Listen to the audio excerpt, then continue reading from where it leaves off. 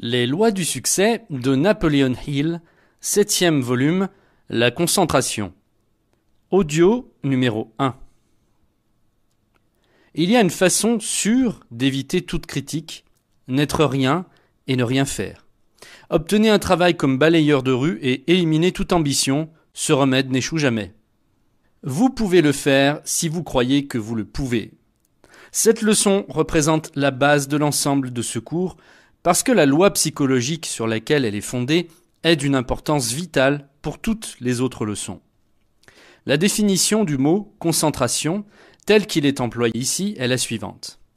La concentration est l'acte de focaliser l'esprit sur un désir donné jusqu'à ce que le plan pour sa réalisation soit élaboré et appliqué avec succès. Deux lois importantes entrent dans l'acte de concentrer l'esprit sur un désir précis. La loi de l'autosuggestion et la loi de l'habitude. La première a été décrite en détail dans une des leçons de ce cours et maintenant nous allons décrire brièvement la loi de l'habitude. L'habitude. L'habitude naît de l'environnement, en faisant la même chose de la même manière maintes et maintes fois, par la répétition donc, et en pensant toujours aux mêmes choses. Une fois formée, elle ressemble à un bloc de ciment durci dans un moule car elle est difficile à casser. L'habitude est la base de tout entraînement de la mémoire. La preuve en est que si, par exemple, vous voulez vous rappeler du nom d'une personne que vous venez de rencontrer, vous devez répéter son nom plusieurs fois jusqu'à ce qu'il soit imprimé clairement et pour toujours dans votre esprit.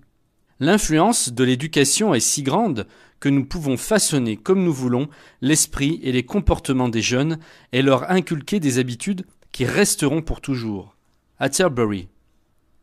À l'exception des rares occasions où l'esprit est plus fort que l'environnement, généralement la pensée créée par l'esprit humain vient du lieu qui l'entoure. Puis, l'habitude fixe et implante cette pensée d'une manière permanente dans l'esprit subconscient, où elle devient une force vitale de notre personnalité qui influence en silence nos actions, forme nos préjugés et nos tendances et contrôle nos opinions.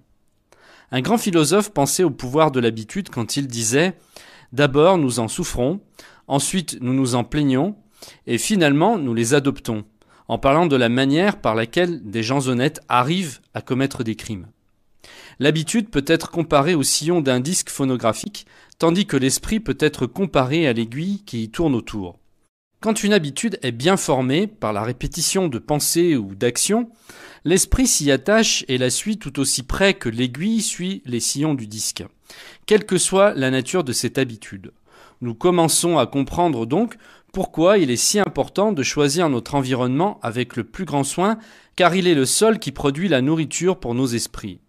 L'environnement fournit en grande partie les idées et les moyens à partir desquels nous créons la pensée. Et l'habitude les harmonise en permanence. Bien sûr, vous comprenez que l'environnement est l'ensemble des sources qui vous influencent par l'intermédiaire des 5 sens qui sont la vue, l'ouïe, l'odorat, le goût et le toucher. L'habitude est une force généralement reconnue par toute personne qui pense normalement, mais elle est souvent vue par son côté négatif plutôt que par son côté favorable. On dit souvent que nous sommes des créatures de l'habitude et que l'habitude est un câble. Nous y ajoutons une ficelle chaque jour et il devient si solide que nous ne pouvons plus le rompre. S'il est vrai que l'habitude devient un tyran cruel qui nous domine et nous force à agir contre notre volonté, nos désirs et nos penchants, ce qui est vrai dans la plupart des cas, nous nous demandons naturellement si cette force puissante ne peut être maîtrisée et exploitée pour nous servir, tout comme les autres forces de la nature. Si cela est faisable, alors nous pourrions maîtriser l'habitude et la mettre à profit sans plus jamais en être l'esclave. L'habitude peut être maîtrisée. Les psychologues modernes nous affirment sans ambiguïté que l'habitude peut être maîtrisée, exploitée et mise à profit pour qu'elle ne domine plus nos actes et nos caractères.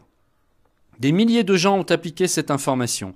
Ils ont transformé la force de l'habitude en de nouvelles ressources et en ont tiré des profits plutôt que de la laisser détruire les dispositions qu'ils ont soigneusement érigées ou de ravager des esprits fertiles. Une habitude est un chemin mental parcouru par nos actions pendant un certain temps et chaque passage a rendu ce chemin un peu plus marqué et large. Si vous devez passer à travers un champ ou une forêt, vous choisirez naturellement le chemin le plus net plutôt que le moins visible, ou un autre que vous devez tracer vous-même. La ligne de l'action mentale est exactement la même. C'est un parcours le long des lignes les moins résistantes. Passage par le chemin le mieux connu. Les habitudes se créent par la répétition et se forment en accord avec une loi naturelle qui peut être observée chez tous les corps animés, mais aussi chez ceux inanimés. Voici un exemple tout simple pour clarifier ce dernier point. Une feuille de papier, une fois pliée d'une certaine manière, se pliera le long des mêmes lignes la fois suivante. Tous les utilisateurs de machines à coudre ou autres machines délicates savent que même cassées, elles tendront toujours à fonctionner plus tard. La même loi peut être également observée dans le cas des instruments de musique.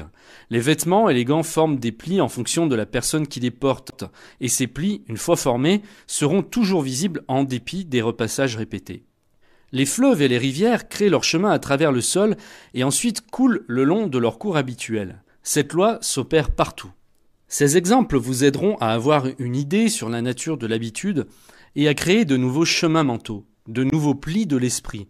Et rappelez-vous toujours que la meilleure façon, on peut même dire la seule, d'éliminer vos anciennes habitudes est de vous créer des nouvelles habitudes pour les contrer et les remplacer.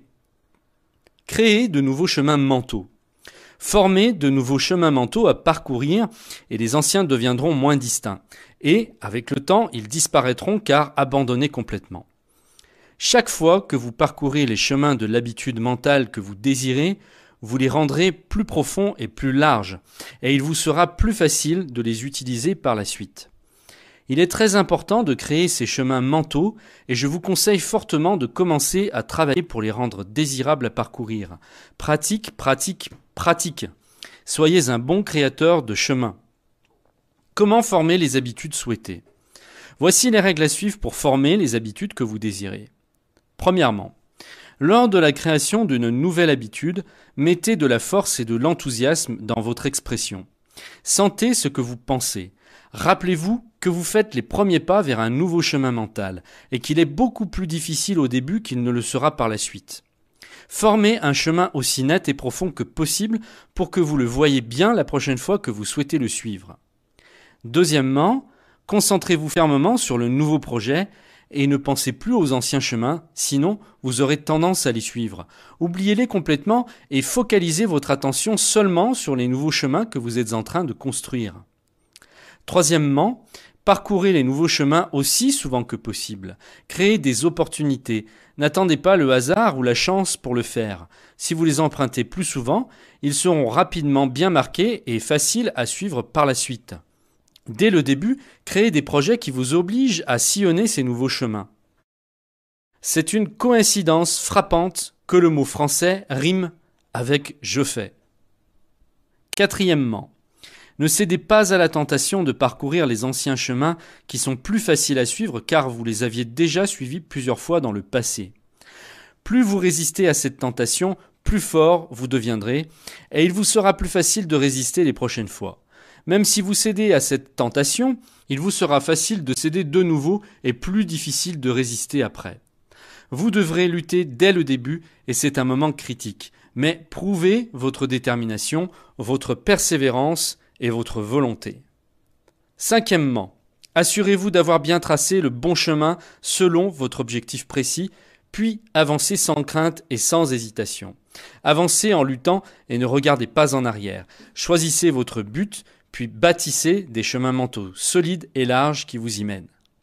Comme vous l'avez déjà observé, il y a une étroite relation entre l'habitude et l'autosuggestion. Grâce à l'habitude, un acte répété de la même manière tend à devenir permanent et plus tard, on l'exécutera automatiquement ou inconsciemment. Un pianiste peut par exemple jouer un morceau qui lui est familier en même temps que son esprit conscient est occupé par un autre sujet. L'autosuggestion est l'outil qui nous permet de creuser un chemin mental. La concentration est la main qui tient cet outil. Et l'habitude est la carte ou le plan que le chemin mental suit. Pour qu'un désir ou une idée se transforme en action, ou en son équivalent physique, elle doit fidèlement et constamment être présent dans l'esprit conscient jusqu'à ce que l'habitude commence à lui donner une forme permanente. L'environnement. Nous allons maintenant fixer notre attention sur notre environnement. Comme nous l'avons déjà vu, notre pensée se nourrit des choses venant de l'environnement qui nous entoure. Le terme environnement couvre un champ très large. Il s'agit des livres que nous lisons, des personnes avec qui nous nous associons, de la communauté où nous vivons, de la nature du travail que nous exerçons, du pays ou de la nation où nous résidons, des vêtements que nous portons, des chansons que nous chantons et, le plus important, de l'éducation religieuse et intellectuelle que nous avions reçue avant l'âge de 14 ans. Pourquoi analyser notre environnement ? Le but de l'analyse de notre environnement est de montrer non seulement sa relation directe avec la personnalité que nous développons, mais aussi l'importance de le préserver de façon à ce que son influence nous fournisse les éléments nécessaires à la réalisation de notre objectif dans la vie. L'esprit se nourrit de ce que nous lui offrons ou de ce que notre environnement lui impose. Alors, choisissons le plus possible un meilleur environnement pour qu'il puisse faire correctement son travail, qui est de nous fournir tous les éléments nécessaires à la concrétisation de notre objectif défini. Comment changer d'environnement ? Si votre environnement ne vous plaît pas, changez-le. La première étape est de créer dans notre propre esprit une image claire, précise et détaillée de l'environnement dans lequel vous pensez pouvoir atteindre votre objectif. Ensuite, concentrez votre esprit sur cette image jusqu'à ce qu'elle se transforme en réalité. La première étape que vous devez entreprendre pour réaliser n'importe quel désir est de créer dans votre esprit une image claire et bien précise de ce que vous voulez accomplir. C'est le premier principe à respecter dans vos plans pour atteindre le succès. Et si vous le négligez, vous ne pourrez pas réussir, sauf peut-être par hasard. Choisissez bien vos collaborateurs. Vos collègues de tous les jours constituent l'une des plus importantes et influentes parties de votre environnement. Et ils pourraient vous apporter le progrès ou la régression en fonction de leur nature. Dans la mesure du possible, choisissez comme proches associés de tous les jours des gens ayant les mêmes objectifs et idéaux que vous, en particulier ceux qui participent à la réalisation de votre objectif, et dont l'état d'esprit vous inspire de l'enthousiasme, de la confiance en soi, de la détermination et de l'ambition. Ceci est un extrait du cours de Napoleon Hill, Les lois du succès. Pour recevoir l'intégralité de l'ouvrage, cliquez sur le lien qui apparaît en bas de cette vidéo.